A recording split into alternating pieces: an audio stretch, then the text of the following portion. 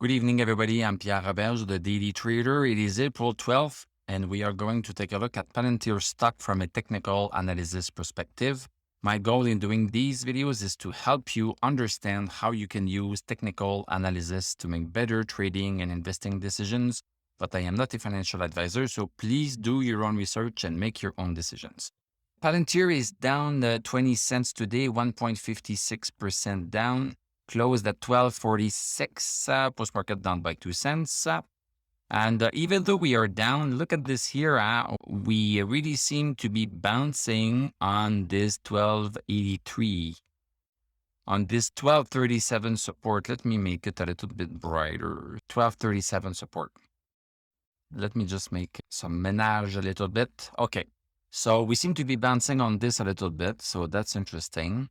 And so we could be going back up, we could be going back up to this purple resistance that has been in effect for a long time. We could be going back up to it. If we don't have stochastic over 60, then we might be going down again. So just watch out for that. Maybe there is a little bit of a move to catch here between 12.37 and this resistance right here at 13.80. If you want to chance it, this is a very small area for a move. But if not, we might be going down here if we don't have stochastic. Just keep that in mind. Let's go see the 1 hour chart. The 1 hour chart, this seems pretty. So we had a nice move initially. First hour of the day, higher volume, but then we could not close above 13 bucks. And then we stayed sideways. And then stochastic became below 60 and the stock just went down.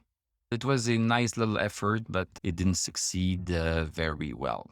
In terms of indicators on the 1 hour chart, so we have stochastic still below 60. So this should be telling us that the stock is going down.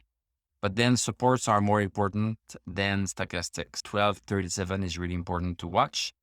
MACD crossing over bearish. You can look at my Tesla video. I did a very nice explanation about the indicators.